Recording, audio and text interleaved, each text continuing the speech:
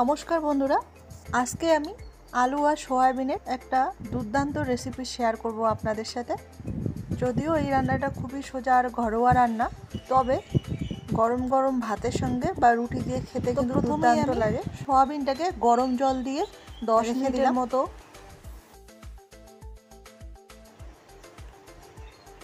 দেখুন, প্রায় 10 মিনিট পর সয়াবিনটা কতটা জল টেনে গেছে। এখন এগুলোকে চিপে চিপে আমি তুলে নিচ্ছি।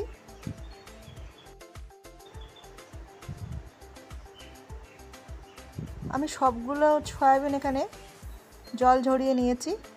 এখন চুলা অন করে একটা কড়াই বসিয়ে দিয়ে দিলাম পরিমাণ মতো সর্ষের তেল।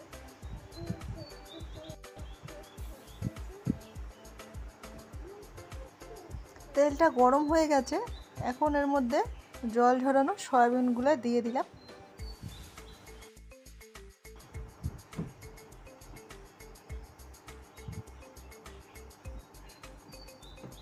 এখন এই সয়াবিনটাকে আমি 2 মিনিট মতো ভেজে নেব।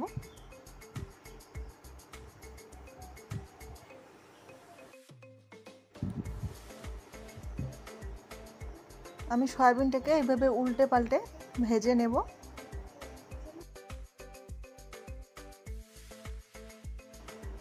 দেখুন বন্ধুরা, আমার এখানে সয়াবিনটা ভাজা হয়ে গেছে, এখন নামিয়ে নিচ্ছি।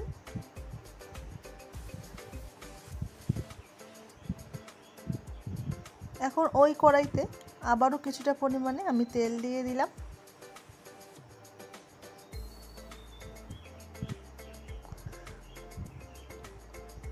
দুটো তেজপাতা আর দুটো শুকনো লঙ্কা দিয়ে দিলাম।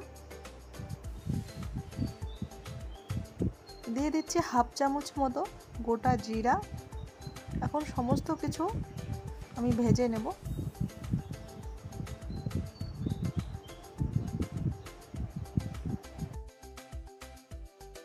দিয়ে দিচ্ছি দুটো বড় সাইজের পেঁয়াজ, আমি গ্রেট করে নিয়েছি। আপনারা চাইলে এখানে পেঁয়াজ বাটাও দিতে পারেন। দিয়ে দিলাম আদা রসুন বাটা।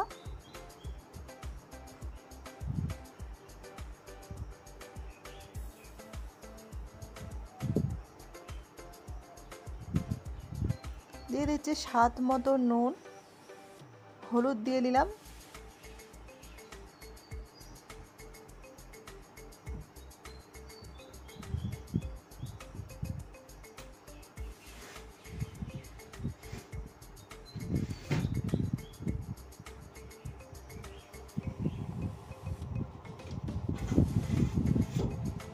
দিয়ে দিচ্ছি 1 চামচ জিরা গুঁড়া, শুকনো লঙ্কার গুঁড়া। এখন সমস্ত কিছু আমি নেড়ে চেড়ে কষিয়ে নেব।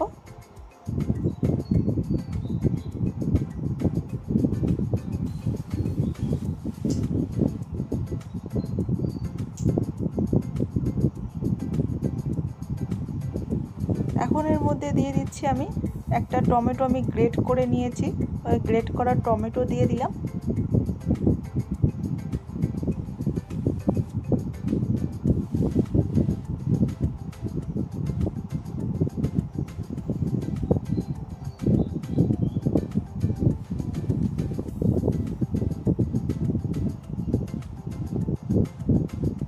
তো দেখুন বন্ধুরা, আমার এখানে মশলাটা কষানো হয়ে গেছে।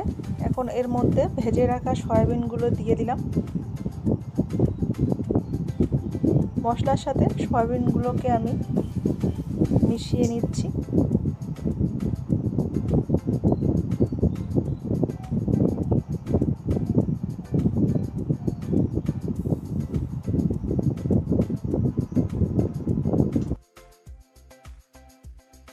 এখন এর মধ্যে দিয়ে দিচ্ছি আমি দুটো সেদ্ধ আলু, আমি ম্যাশ করে নিয়েছি।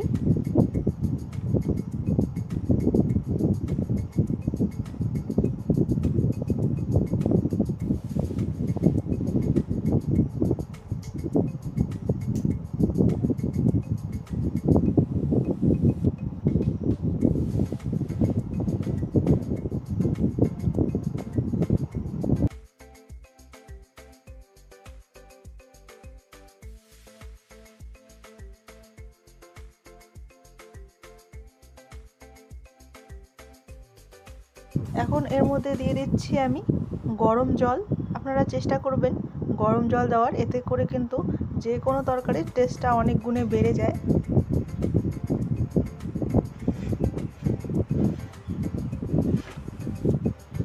আপনারা বাড়িতে এভাবে করে একবার সয়াবিন রান্না করে দেখবেন, খেতে কিন্তু দুর্দান্ত লাগে। রুটি, পরোটা, ভাত সব কিছুর সাথেই কিন্তু এই সয়াবিনের তরকারিটা খাওয়া যায়। দেখুন আমার এখানে জল ফুটে উঠেছে।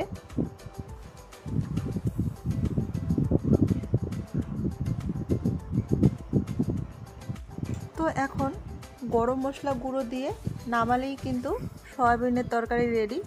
তো বন্ধুরা, আজকের মতো বিদায় নিচ্ছি। দেখা হবে নতুন কোনো রেসিপির সাথে। সবাই ভালো থাকবেন, সুস্থ থাকবেন।